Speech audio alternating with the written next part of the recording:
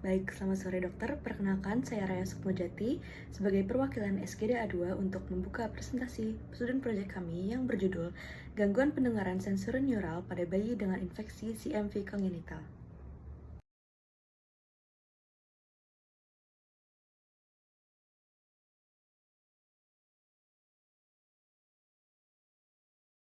Baik, di sini saya akan menjelaskan mengenai latar belakang dari student project kali ini.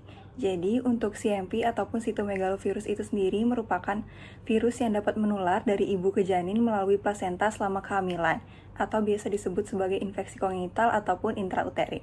Infeksi yang terjadi pada trimester awal ini beresiko menyebabkan komplikasi berat pada janin. CMV yang terjadi pada masa kehamilan ataupun CMV kongenital merupakan infeksi virus kongenital yang paling umum di dunia dan menimbulkan beban penyakit besar bahkan melebihi dari sindrom Down. Sebagian besar bayi lahir tanpa gejala tetapi tetap beresiko mengalami gangguan pendengaran ataupun sensori neural ataupun bisa disingkat sebagai SNHL, yang mana ini adalah penyebab non-genetik paling sering dari kehilangan pendengaran pada anak. Infeksi CMV juga dapat menyebabkan keterlambatan bicara dan bahasa yang menunjukkan adanya efek neurologis langsung pada virus pada anak. Kemudian, diagnosis dini dan intervensi cepat ini penting dilakukan untuk mencegah dampak jangka panjang terhadap tumbuh kembang anak. Perkenalkan, saya Nikomang Mahadewi Diari dengan 3 digit terakhir 051. Baik, berdasarkan latar belakang yang telah dijelaskan, maka rumusan masalah dari student project ini adalah yang pertama, bagaimana karakteristik dari infeksi CMF kongenital. Yang kedua, bagaimana mekanisme terjadinya gangguan pendengaran sensori neural pada bayi dengan infeksi CMF kongenital. Yang ketiga, bagaimana metode diagnosis, tata laksana, dan prognosis gangguan pendengaran sensori neural pada infeksi CMF kongenital. Dan yang terakhir adalah bagaimana upaya pencegahan dan screening infeksi CMF kongenital untuk menekan angka gangguan pendengaran sensori neural. Adapun tujuan penelitian ataupun dari student project ini, yang pertama adalah mengidentifikasi karakteristik dari infeksi CMF kongenital, kemudian menjelaskan mengenai mekanisme terjadi gangguan pendengaran sensori neural pada bayi dengan infeksi CMF kongenital. Kemudian mengidentifikasi metode diagnosis, tata laksana, dan prognosis gangguan pendengaran sensori neural pada infeksi CMF kongenital, kemudian menjelaskan mengenai upaya pencegahan screening infeksi CMF kongenital untuk menekan angka gangguan pendengaran sensori neural. Selanjutnya saya akan menjelaskan mengenai manfaat teoritis. Hasil kajian ini diharapkan dapat membantu tenaga medis sebagai acuan ilmiah dalam melakukan deteksi dini dan juga penata laksanaan gangguan pendengaran sensori neural pada bayi dengan CMV kongenital. Selanjutnya untuk manfaat praktisnya, hasil kajian ini diharapkan dapat membantu orang tua meningkatkan kesadaran akan pentingnya pemeriksaan pendengaran sejak lahir, serta mendorong fasilitas kesehatan untuk melaksanakan program screening pendengaran neonatal yang lebih komprehensif.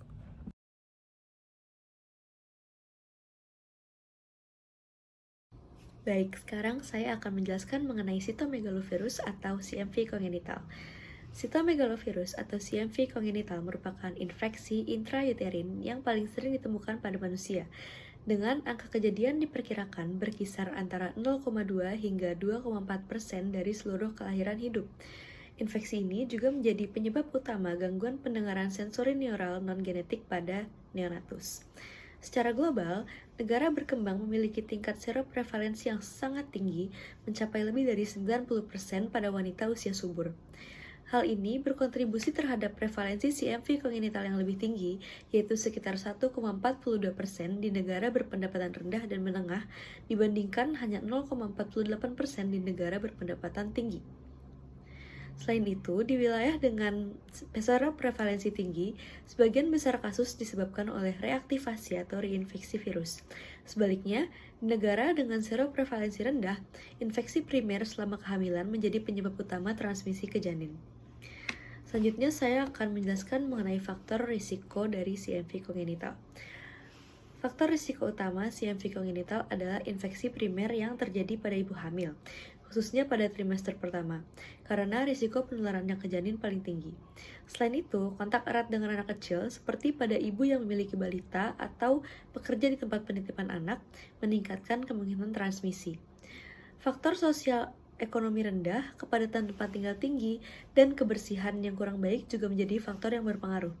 Usia ibu juga turut memengaruhi risiko, di mana ibu yang berusia lebih muda lebih rentan terhadap infeksi karena belum memiliki imunitas terhadap CMV. Sementara ibu berusia lebih tua umumnya telah memiliki kekebalan parsial akibat paparan sebelumnya. Transmisi CMV, jalur transmisinya dia lewat transplasenta, virus masuk ke sirkulasi janin, menyerang sistem saraf pusat, organ pendengaran yang lebih tepatnya koklea. Resiko komplikasi berat lebih tinggi bila infeksi dini di trimester awal. Patogenesisnya dia bakal ngerusak koklea akibat dari destruksi sel rambut di organ of Corti. Terus dia menyebabkan apoptosis sel ganglion spiral. Terus dia bisa disfungsi stria vascularis. Inflamasi dan sitokin juga memperparah dari kerusakan jaringan itu sendiri. Hasilnya fibrosis, nekrosis, gangguan transmisi sinyal auditori. Dampak klinisnya, SNLH bisa muncul saat lahir atau kongenital atau berkembang progresif, bersifat unilateral atau bilateral. Sering tidak terdeteksi saat lahir, maka hal ini diperlukan screening lanjutan.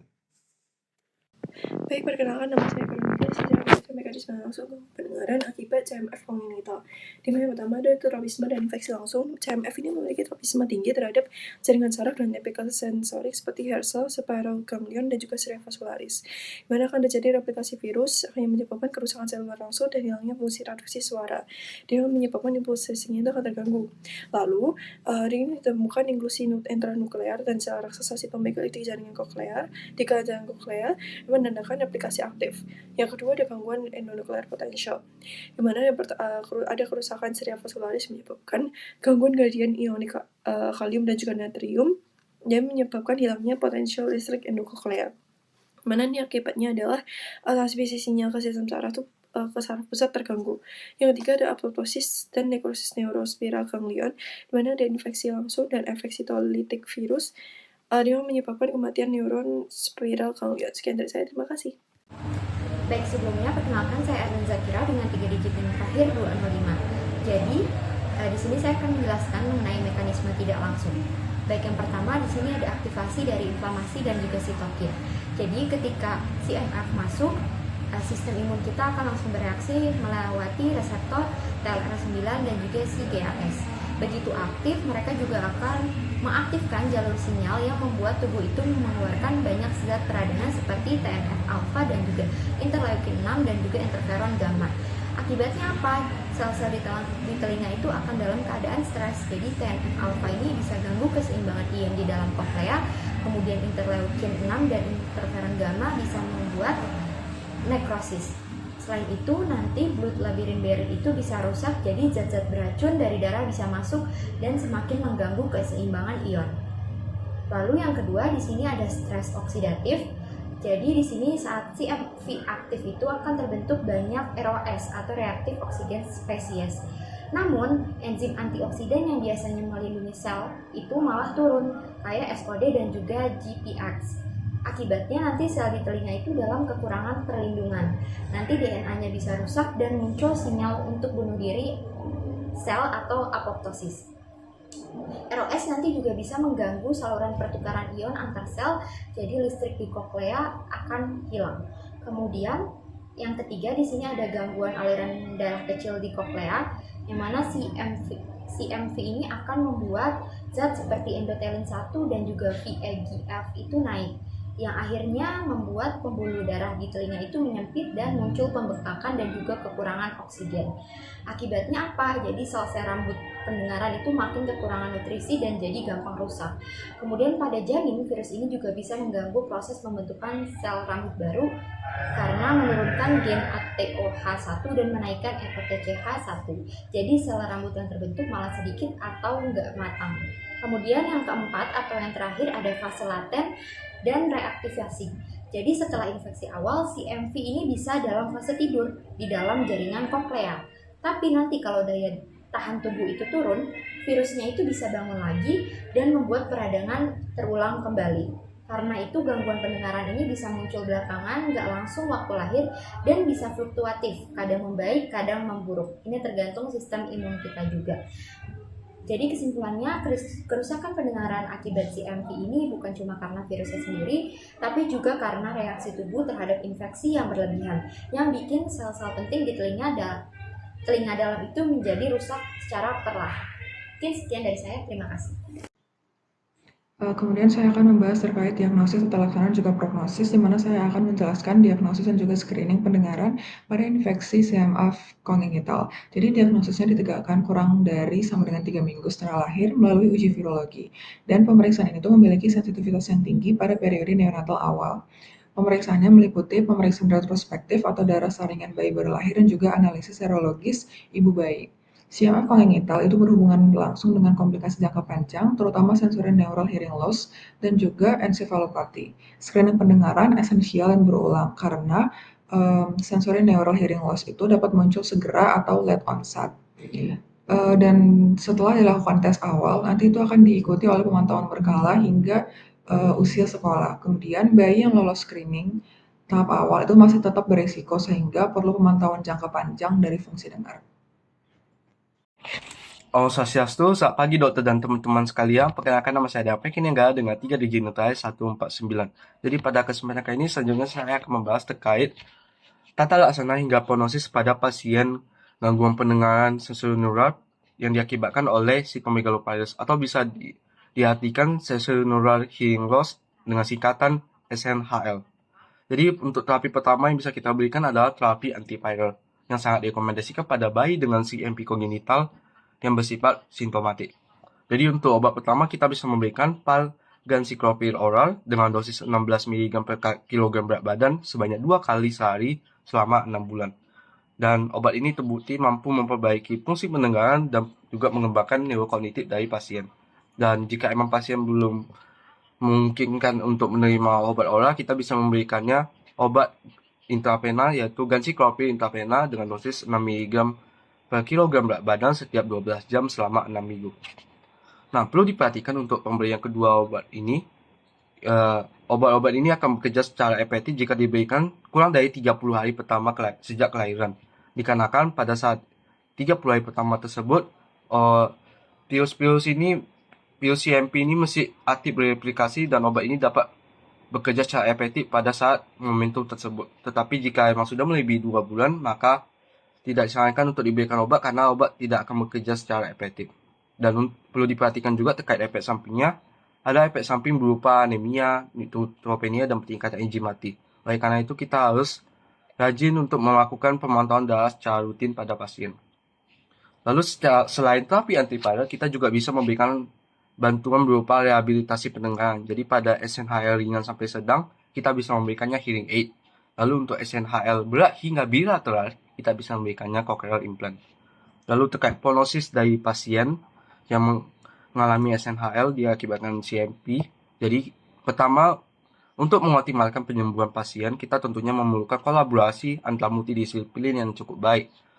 Yang mulai dari dokter anak, dokter THT, perawat, dan tenaga kesehatan lainnya yang terlibat.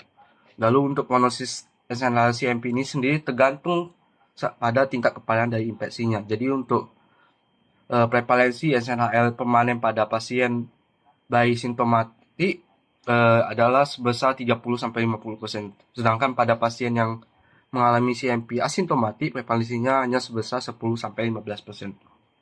Sekian dari saya, terima kasih. Pencegahan primer infeksi CMV kongenital berfokus pada upaya mencegah transmisi vertikal dari ibu janin karena belum tersedia vaksin yang aman dan efektif untuk kehamilan. Strategi utamanya adalah perubahan perilaku ibu hamil dengan mengurangi paparan terhadap sumber infeksi seperti air liur dan urin anak kecil. Edukasi mengenai praktik hygiene seperti mencuci tangan setelah mengganti popok, tidak berbagi alat makan atau sikat gigi, serta menghindari mencium anak di area wajah menjadi langkah paling efektif. Program edukasi yang disampaikan oleh tenaga kesehatan terbukti meningkatkan kepatuhan ibu hamil terhadap perilaku higienis dan menurunkan risiko infeksi CMV primer. Selain itu, peningkatan kesadaran masyarakat dan tenaga medis melalui program nasional penting untuk menekan angka kejadian CMV kongenital dan mencegah komplikasi seperti gangguan pendengaran pada bayi baru lahir. Pencegahan sekunder pada bayi dengan CMV bertujuan mendeteksi infeksi dan gangguan pendengaran sedini mungkin agar intervensi dapat dilakukan secara mempengaruhi perkembangan anak. Diagnosis ditegakkan melalui pemeriksaan PCR pada saliva, urin, DBS dalam 21 hari pertama kehidupan. Bayi yang tidak lulus screening pendengaran neonatal perlu menjalani CMV testing. Pemantauan audiologis dilakukan secara berkala, terutama pada tahun pertama kehidupan untuk mendeteksi gangguan pendengaran progresif. Terapi antivirus seperti valganciclovir diberikan pada kasus simptomatik dan bayi dengan gangguan pendengaran segera dirujuk untuk amplifikasi. Baik, kali ini saya akan menjelaskan mengenai subbab 2.4.3 yaitu mengenai screening bayi baru lahir. Diagnosis infeksi CMV kongenital atau CCMV idealnya ditegakkan hanya dalam 21 hari pertama kehidupan. Karena setelah periode ini sulit membedakan antara infeksi yang kongenital dan infeksi yang postnatal. Strategi screening CMV pada bayi baru lahir secara global terbagi menjadi dua pendekatan utama, yaitu yang pertama ada targeted screening dan universal screening. Targeted screening dilakukan pada bayi yang menunjukkan gejala klinis atau gagal dalam universal newborn hearing screening atau UNHS, di mana pendekatan ini dianggap lebih efisien dari segi biaya dan logistik karena hanya difokuskan pada kelompok berisiko yang tinggi. Screening CMV menggunakan saliva pada bayi yang gagal UNHS terbukti layak dan diterima dengan baik oleh orang tua, serta efektif dalam mendeteksi kasus CCMV yang sebelumnya tidak teridentifikasi. Sedangkan, universal screening menargetkan seluruh bayi yang baru lahir tanpa memandang status pendengaran. Program ini meningkatkan deteksi dini, mempercepat rujukan ke layanan audiologi dan infeksi anak, serta memfasilitasi intervensi dini terhadap bayi dengan hasil yang positif.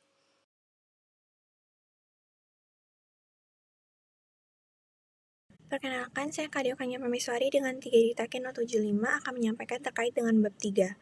Terkait dengan kesimpulan, jadi infeksi dari sitomegalovirus kongenital merupakan infeksi intrauterin paling umum dan menjadi penyebab utama gangguan pendengaran sensori neural non-genetik pada bayi. Transmisi terjadi melalui plasenta, terutama saat infeksi primer ibu pada trimester awal kehamilan. Gangguan pendengaran pada infeksi ini disebabkan oleh kerusakan langsung saraf koklea dan juga saraf auditorius, disertai dengan respon imun dan juga inflamasi yang menimbulkan stres oksidatif dan disfungsi mikrosirkulasi. Diagnosis ditegakkan melalui deteksi virus dengan PCR atau serologi dalam 3 minggu pertama kehidupan, serta screening pendengaran. Tata laksananya meliputi pemberian antivirus dan juga rehabilitas pendengaran dan prognosis lebih baik bila terapi diberikan sedini mungkin. Terkait dengan pencegahan difokuskan pada edukasi hygiene ibu hamil dan juga pelaksanaan screening bayi yang lahir untuk mendeteksi infeksi lebih awal dan mencegah gangguan pendengaran progresif. Terkait dengan saran bagi tenaga kesehatan, diperlukan peningkatan deteksi dini melalui screening CMV dan pendengaran neonatal yang terintegrasi. Tenaga medis harus memberikan edukasi kepada ibu hamil tentang resiko dan juga cara pencegahan infeksi, serta melakukan pemantauan jangka panjang terhadap bayi. Untuk pemerintah dan juga fasilitas kesehatan, penting untuk mengembangkan kebijakan nasional mengenai Universal Newborn Hearing Screening yang diuji CMV, serta memastikan ketersediaan terapi antiviral dan layanan rehabilitas pendengaran di fasilitas kesehatan primer dan juga sekunder. Bagi orang tua dan juga masyarakat, diperlukan untuk peningkatan kesadaran mengenai praktik higienis selama kehamilan, meliputi mencuci tangan, menghindari kontak saliva atau urin anak kecil, serta pentingnya untuk pemeriksaan pendengaran bayi sejak dini untuk mendeteksi gangguan secara cepat dan dapat mencegah dampak jangka panjang terhadap tumbuh kembang dari anak. Sekian dari saya, terima kasih.